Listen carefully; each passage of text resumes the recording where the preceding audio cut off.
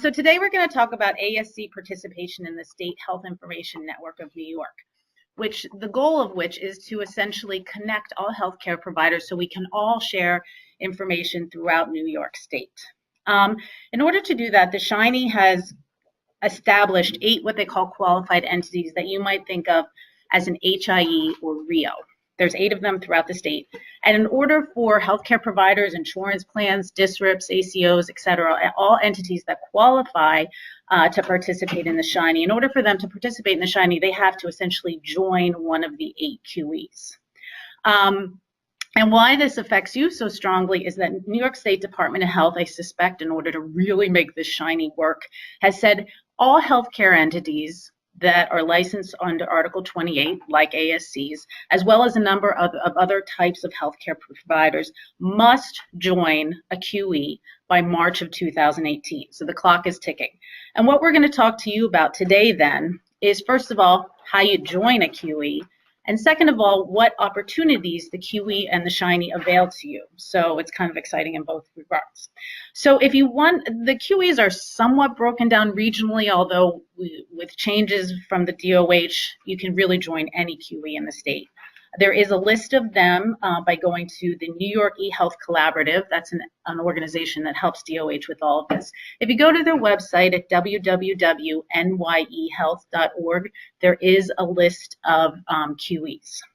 So with that, I am actually going to turn this over to somebody who is even much more knowledgeable than I regarding the QEs and joining the SHIN-NY. Her name is Kathleen Kahn. She is the Senior Director of Business Development. She has been working in the HIE space for about 7 years. HealthFix, as you can see from this slide, is the largest public health information exchange in the nation. Very, very exciting. And is one of the 8 QEs that you could join in order to participate in the SHIN-NY. So in one moment, I'm going to turn it over to Kathleen. Before I do that, I just want to mention that if you have questions throughout the presentation, if you can type them into your question box, and then we'll address them if we have time at the end. And if we don't get a chance, we'll send you an email response. So with that, I'm very excited to turn this over to Kathleen Kahn. Yay! And again, sorry for all the delays. Thank you, Stacy, and thanks everybody for your time today. Yes, as Stacy said, my name is Kathleen Kahn, and you will have an opportunity to see all my contact information at the end of the presentation. And I just want to preface it by saying we do look forward to getting your questions today. To the extent that there are too many to go over, between Stacy and I, we will promise to return those answers to you promptly. So thanks, Stacy. Yes, HealthFix is probably the largest health information exchange in the country by our sheer numbers. We currently have records on over 16 million patients, and we cover New York City and Long Island. Stacy also mentioned the SHIN-NY, so I'm going to talk about that in a few minutes. And also, Stacy reviewed the requirement that the ASCs, as part of Article 28, are required by March 1st, 2018, to become a participant in an HIE. So I thought we would start today this way. I'm going to tell you a little bit more about the Statewide Health Information Network of New York, which we fondly refer to as the SHIN-NY, and sometimes we forget that people don't know what that stands for. But I'm going to give you a walkthrough of where we are with that. And then I'm also going to talk to you about Health Information Exchange, or HIEs, and what data and services are available to you by becoming a participant. I'll spend a few minutes on how we connect to your ambulatory surgery center. And I won't get too technical, I promise. I am not the technical person, but I sometimes play one. So I'll just try to make it very simple. It's very easy. You don't need a lot of IT on your side to make this happen. I want to spend a few minutes talking about the challenges and what's driving the need to have everybody participate and join a health information exchange under the State Department of Health. And then I'm going to describe a couple of the opportunities that are available to you all, why these services are going to help you take better care and manage your patients. And lastly, Stacy will review some of the how actually you can join the Health Information Exchange. And for some of you who may not have electronic medical records, she wants to touch base on your obligation in that way as well. So I'm going to get started. Here's a look at the SHIN-NY that we're talking about. It's called a network of networks. They are 8 health information exchanges, not to confuse you, also known as QEs, qualified entities, also known as regional health information organizations. So for any of you on the phone that have heard HIE or RIO or QE, please know it's exactly the same thing. So there are 8 of these entities, and as you can see on the map, they are regionally located in New York State.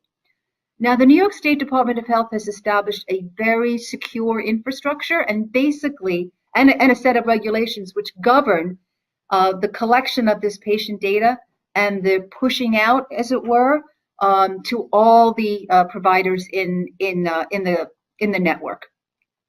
And you'll see at the bottom here that HealthX is one of 3 in the downstate area. And as Stacy pointed out, if you go to the New York eCollaborative website, and we'll give you that information afterwards, you'll also be able to see all the contact information for all the QEs in the state. The point I want to make before I leave this slide is that we are all connected and forms this SHIN-NY network. So you join one health information exchange, and you then get the benefit of knowing all the information on your patients wherever they may have been in New York State. So what is the role of Health Information Exchange in this thing called the SHIN-NY?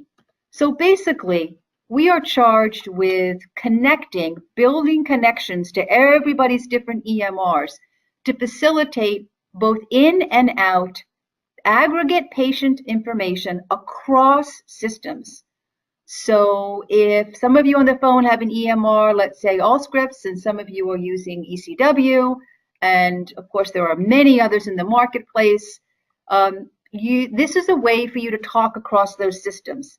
In essence, we're connecting all the healthcare providers. That would include labs, radiology, single physician practices, hospitals, and in a few moments, I'll let you see all the data elements and point you to where you can see what information is available now.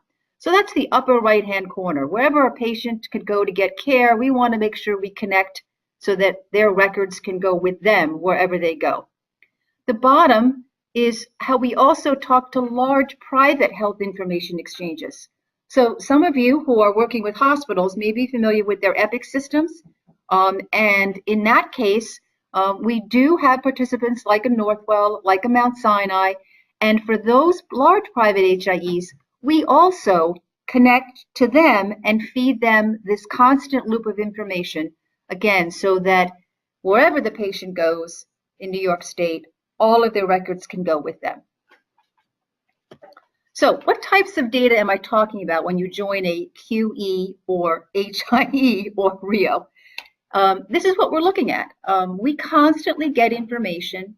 This is real-time, live information that contains the following: a patient demographics. You can read through the whole list on your own. Encounters, problem lists, meds, med allergies. I'll point out labs, RADs, diagnosis. We are constantly connected and getting information from all 62 hospitals in the downstate area, as well as a large provider networks. And again, in a moment, I'll tell you, the next slide will show you where all this information is coming from. The types of data matter because we're constantly evolving. I make a note here of the pharmacy fill data for your group. This might be very important to you when you're treating patients, not just to see the medications that were prescribed, but also the medications that were picked up and filled. And again, this is real-time data that we're collecting and then are able to share with you in real time. Let's look at the sources of the data. So that's great. Gosh, I can get all this information on my patients from wherever they've been. Now, where is it coming from? So this just gives you a brief view of some of the organization types that belong to a health information exchange. I just mentioned we have 62 hospitals downstate, obviously independent physician practices, but in addition, long-term care facilities belong, behavioral health, community-based organizations, health plans.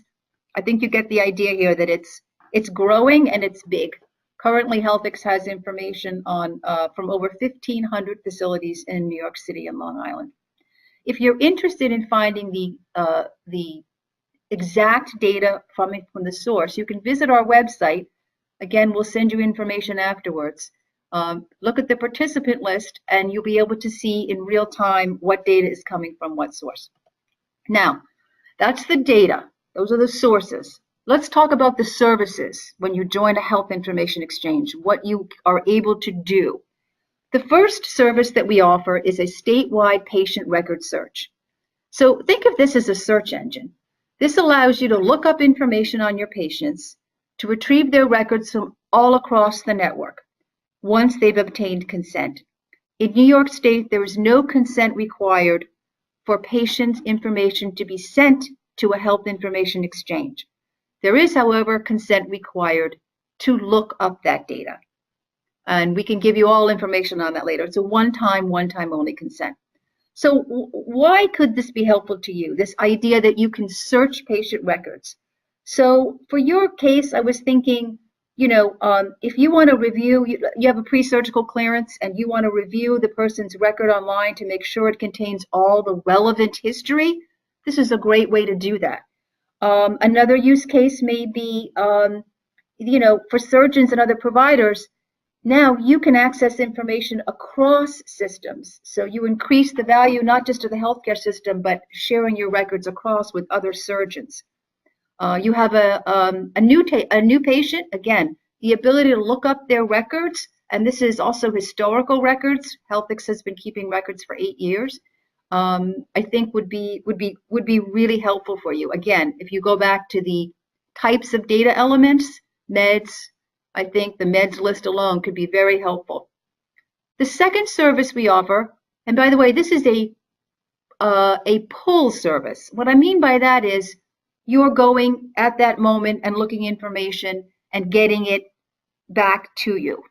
The second service is a push service. In other words, we can also, depending on your EMR and how we connect to you, and more on that is coming up, the connections, instead of you looking, we could actually push this information to you. You could send us a list of your patients, your panel, and we can actually push all that information to you, forget the acronyms for now, either into your system or somewhere else that can be determined through integration. So that's a valuable service as well. And that is dependent upon how we integrate, what EMR that you use. The third service I want to review is clinical event notifications. I think this will have a high value to your group. So if the first one is a pull service, the third one is a real-time push service. Again, think of it as a subscription. You send HealthX a list of your patients, and we will alert you for specific triggers that happen, such as a patient being admitted to an emergency room. I think this could be very helpful for you to be notified of any ED visit within 30 days, but imagine you can be notified just in time if one of your patients who's had surgery a few days later shows up in an ED. And again, that's across all the hospitals that are currently participating in the SHIN-NY. There are also other kinds of alerts we can send you.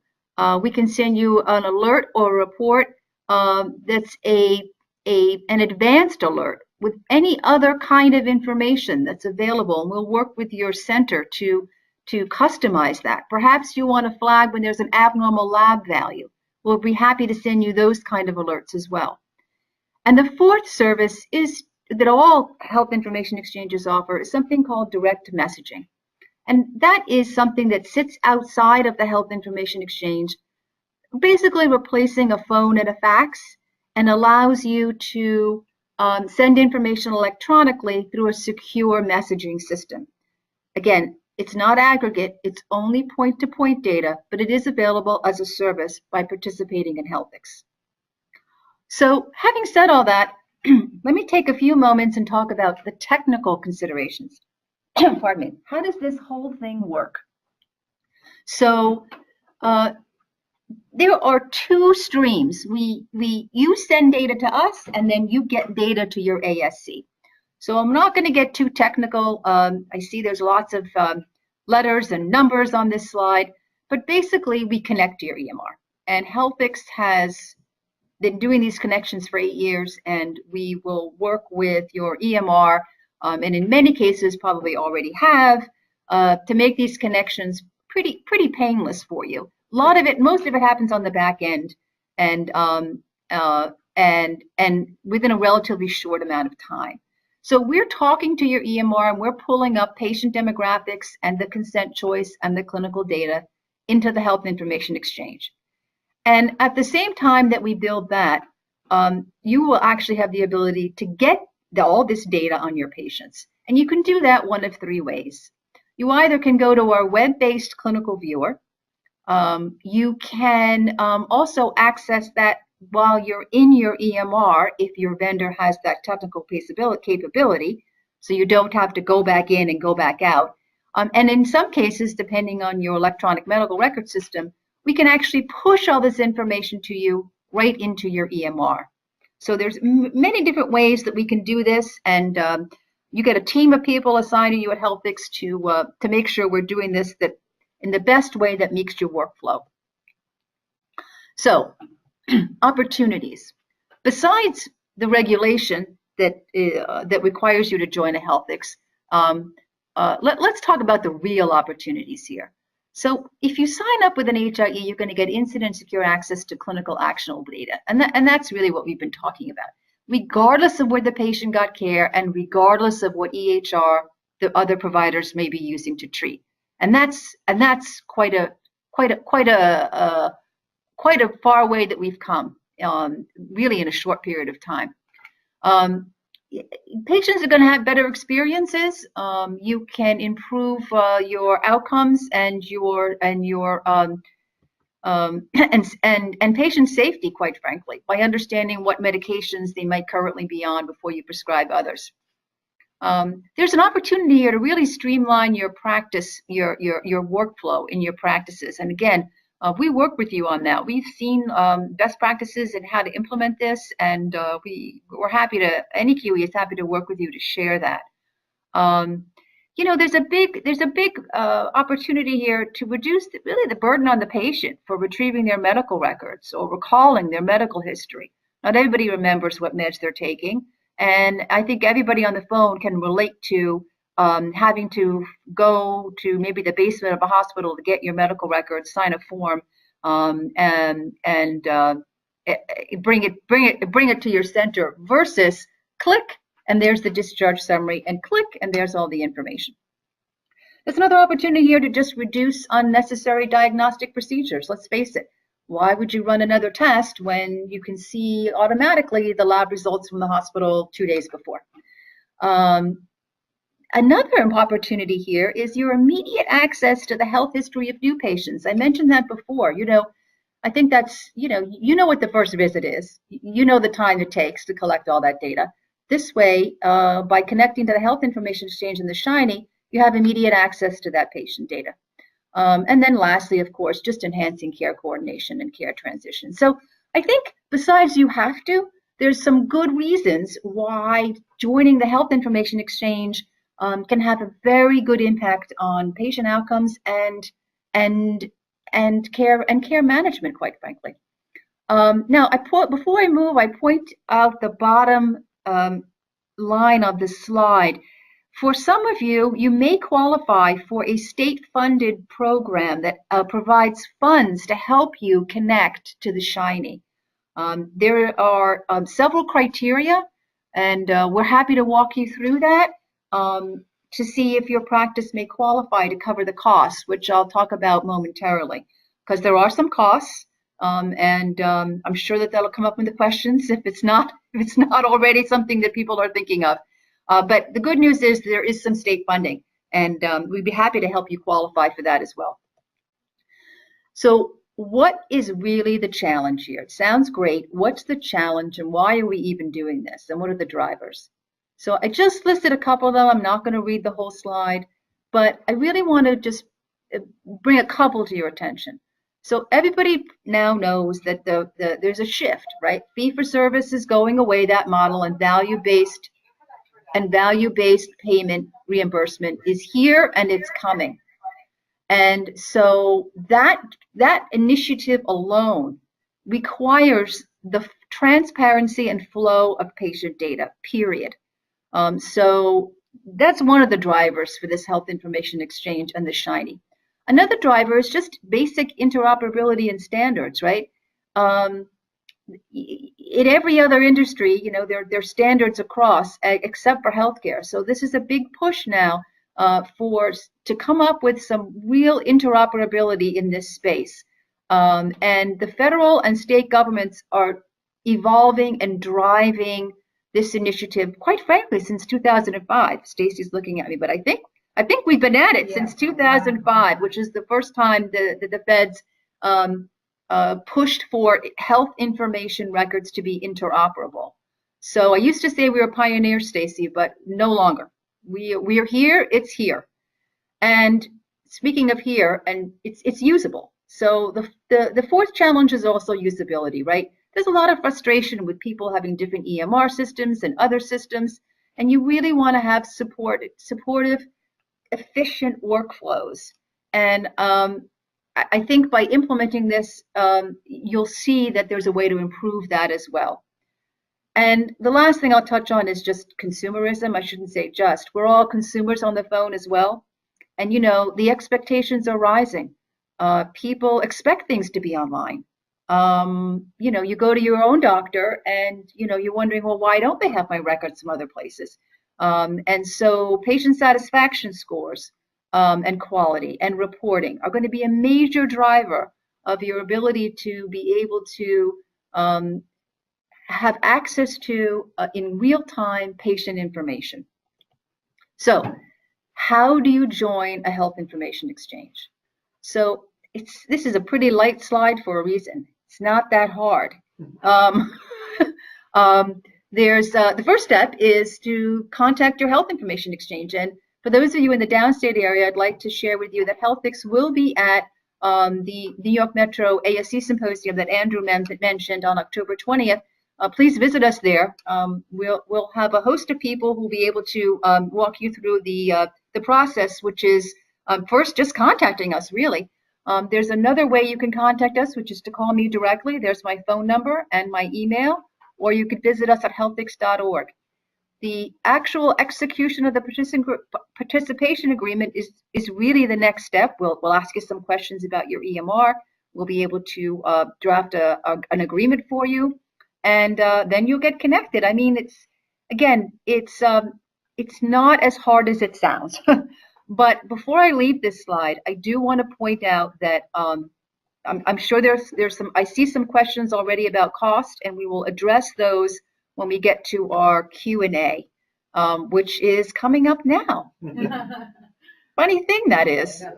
Okay. Okay, everybody, just before we go on to the questions, I did want to note that for those of you who might not have an EMR, there is a waiver process to the DOH requirement.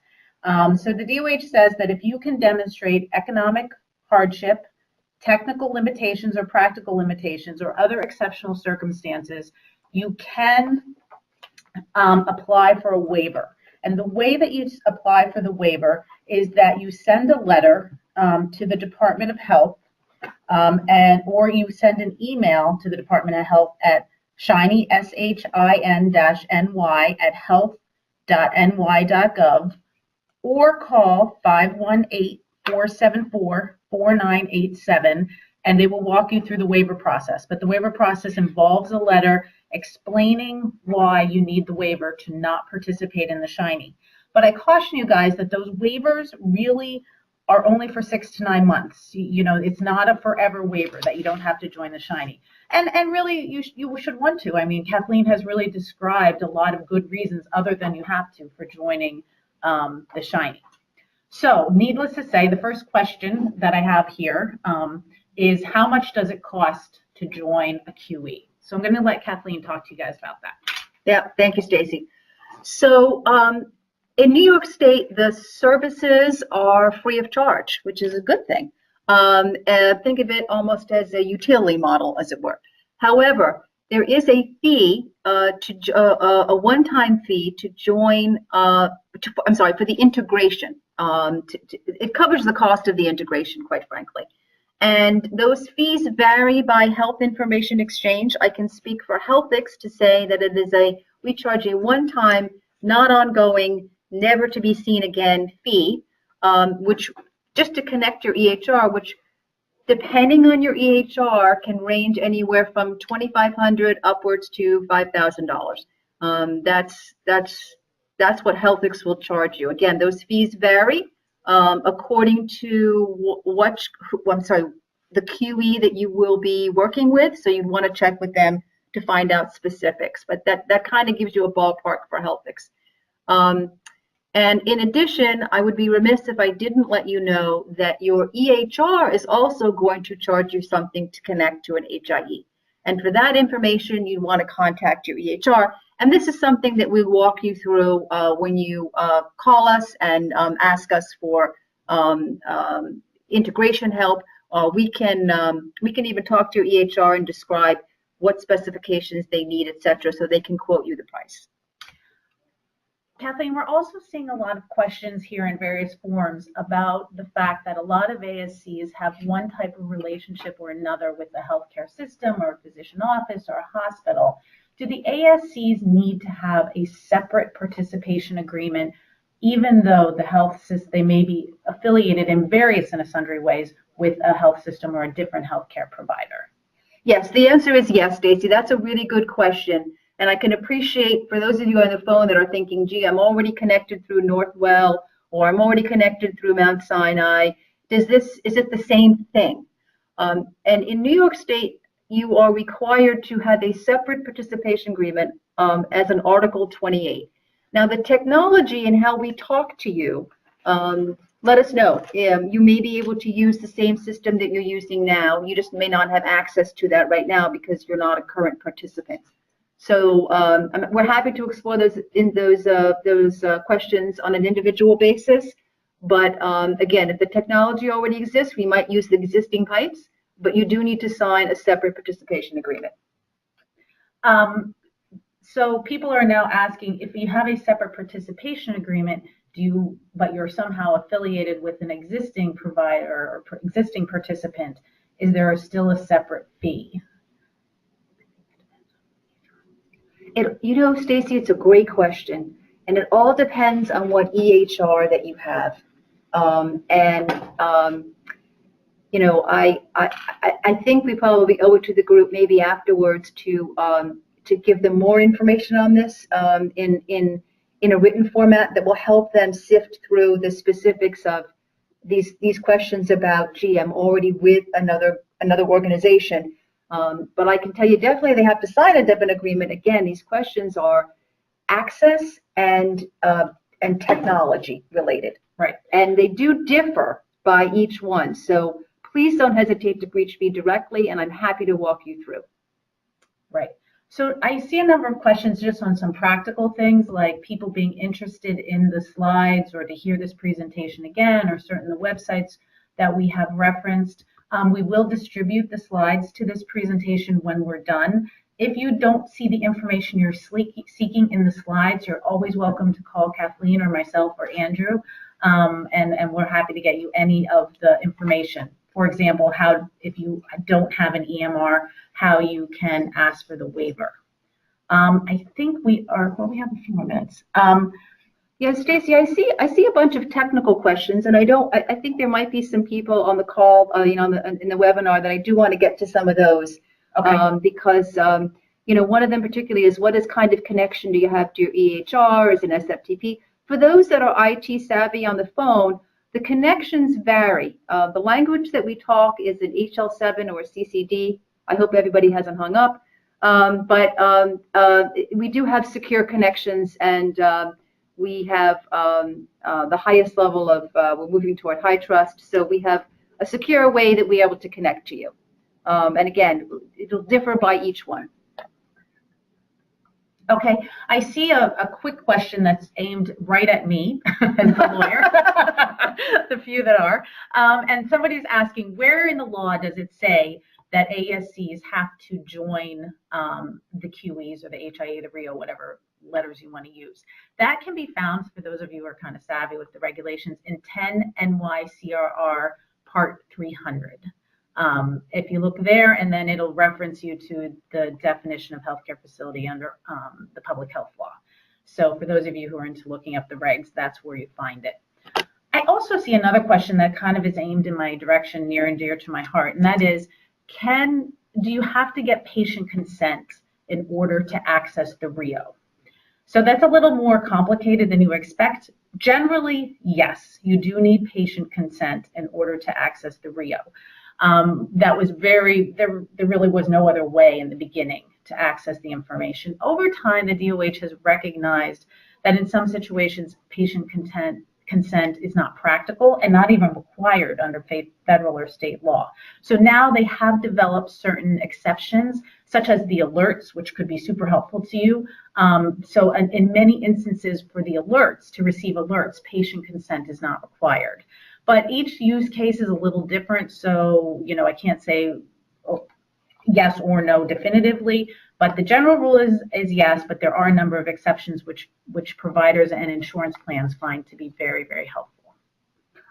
Stacey, there's one here too. I know we're getting at the top of the hour and we started late, but I do want to address, for those of you that are already connected to another RIO, I see some of you are connected to HCSC.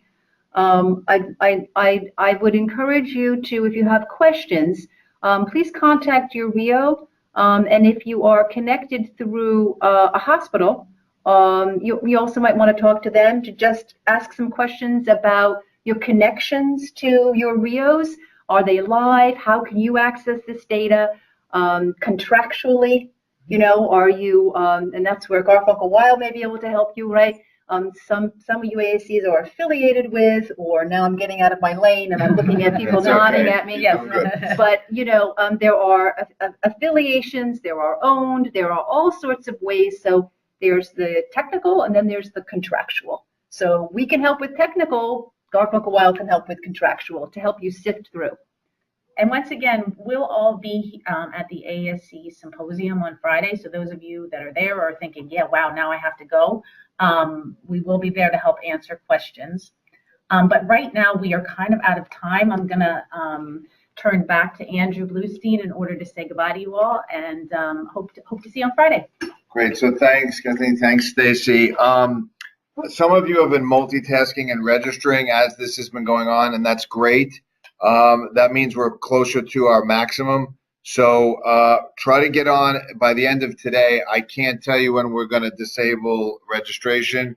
So that's nymetroasc.com and register. If you have specific questions, you can call me at 516-393-2218. And I really want to thank especially HealthX for getting together so quickly. We did this in 4 days, and it was one of the biggest webinars that we've had for the year. And thank you for Stacey for organizing it all.